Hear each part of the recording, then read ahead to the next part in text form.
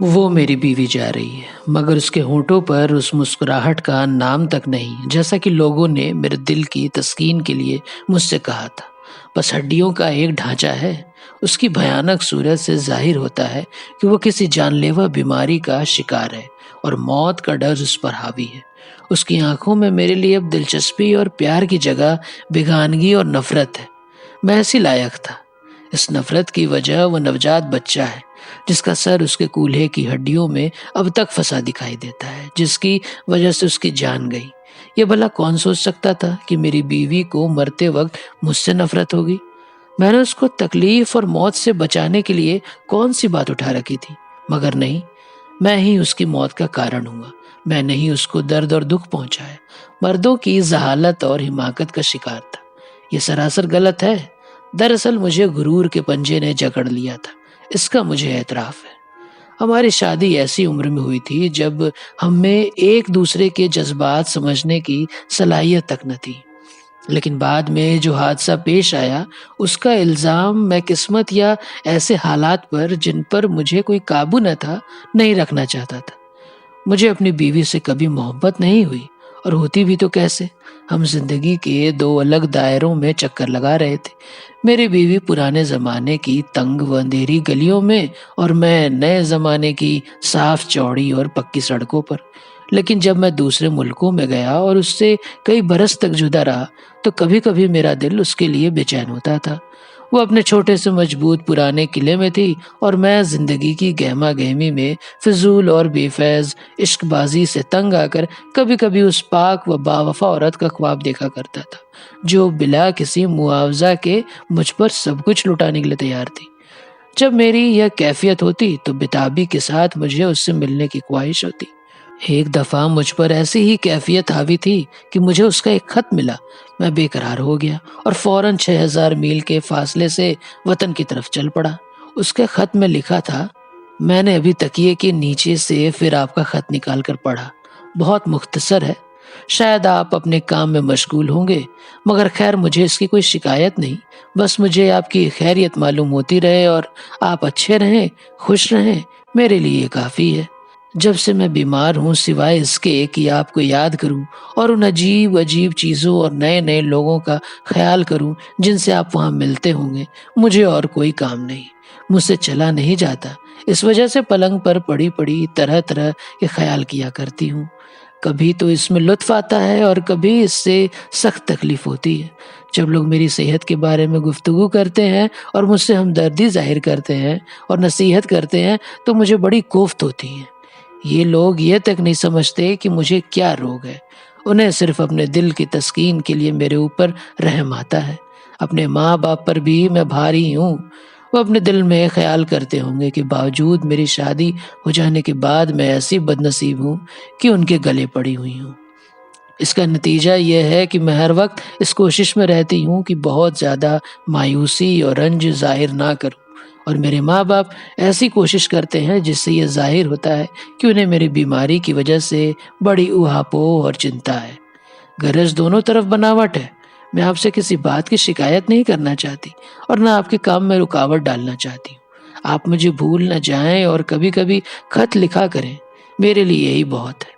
बल्कि कभी कभी तो मुझे यह ख्याल होता है कि आपका मुझसे दूर ही रहना बेहतर है। मुझे डर इस बात का है कि जैसे बीमारी के बाद मैं यहाँ करीब करीब सबके लिए बेगानी सी हो गई हूँ, वैसे ही कहीं मैं आपको खो न बैठूं।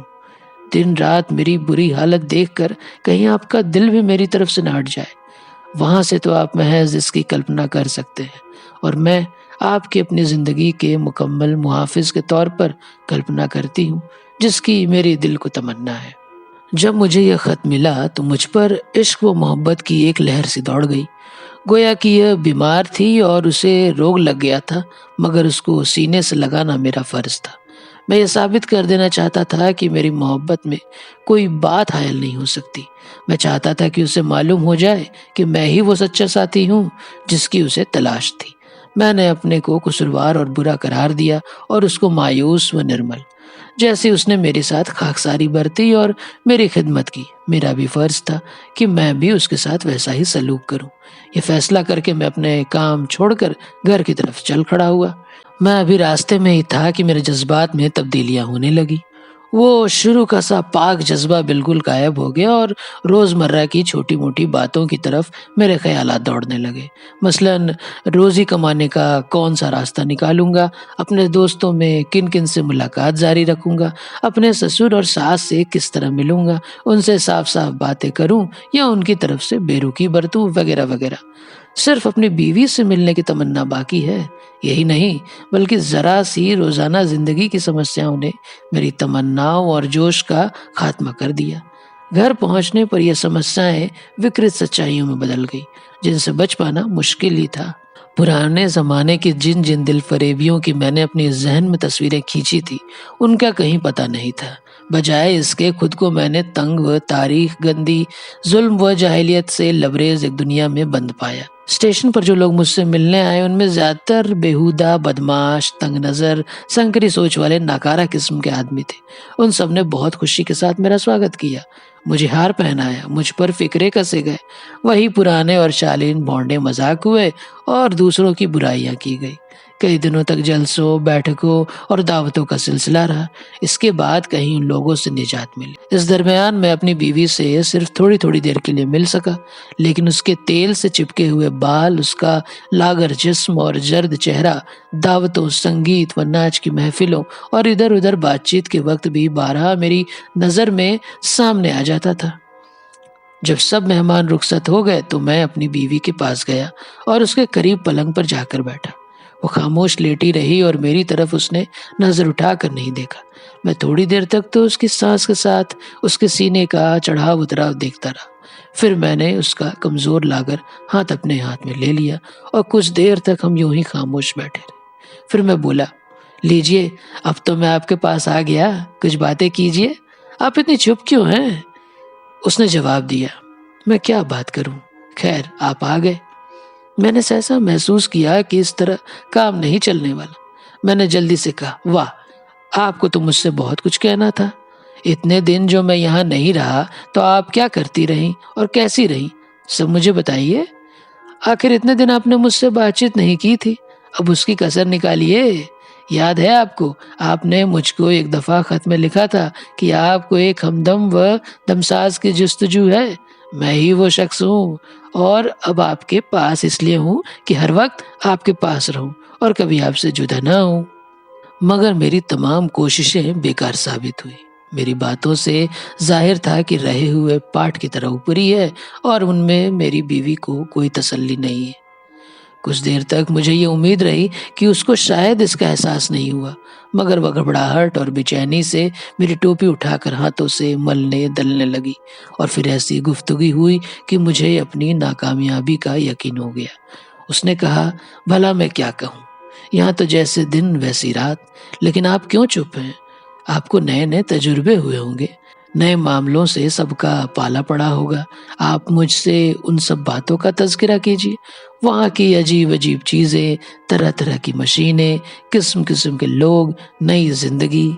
आप लिखा करते थे कि आपको इन सब के बारे में मुझे लिखने का वक़्त नहीं, लेकिन अब तो आप मेरे पास हैं, अब तो आपको वक़्त है।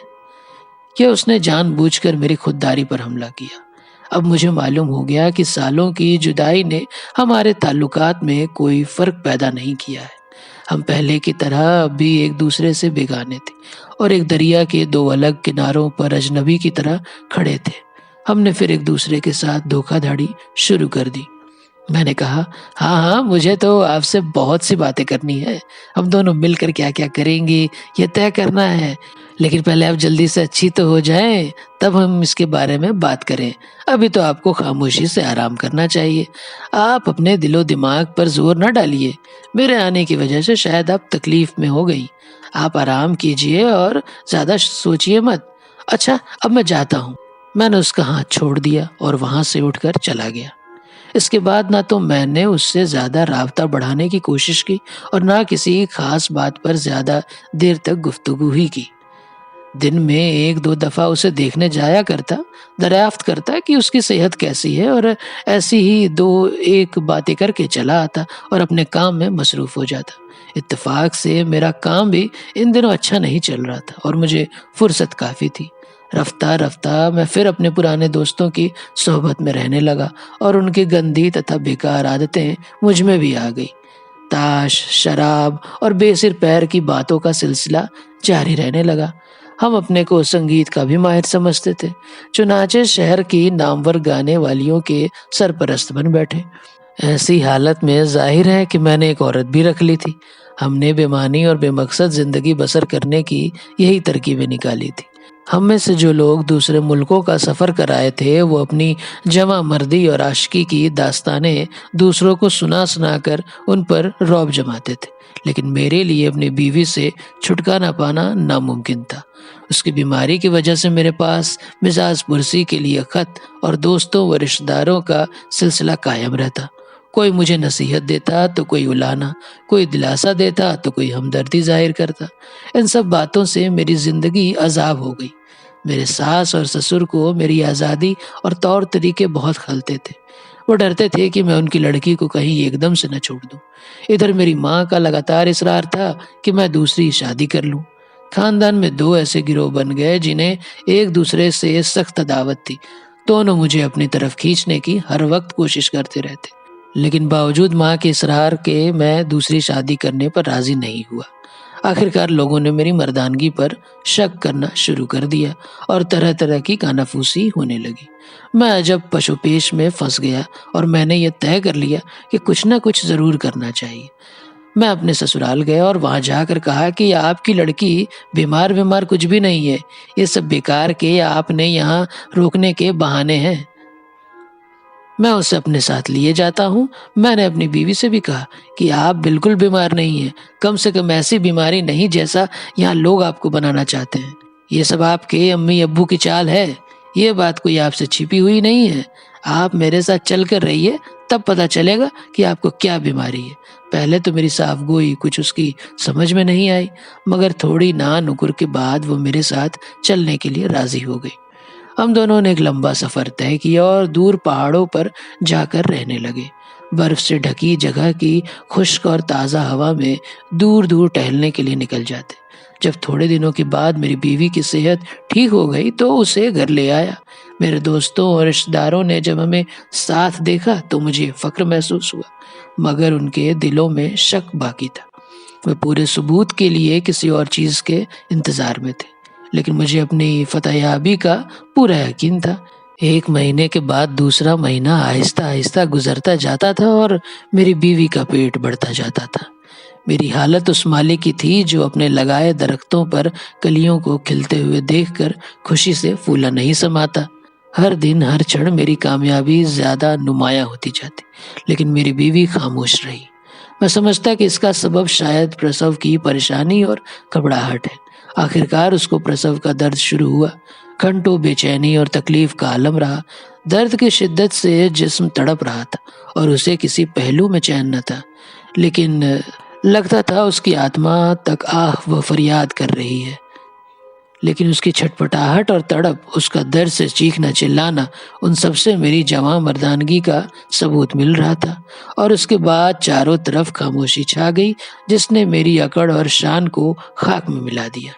अल्लाह माफ करे, मेरे कानों में अभी तक उसका दर्दनाक कराहना गूंज रहा है। वह समा अभी तक मेरी आंखों के सामने है। लेकिन उसके मरने के बाद जब लोग मुझसे ये कहने आए कि मरते वक्त उसके लबों पर मुस्कुराहट थी, तो मेरे दिल को कुछ सुकून हो गया।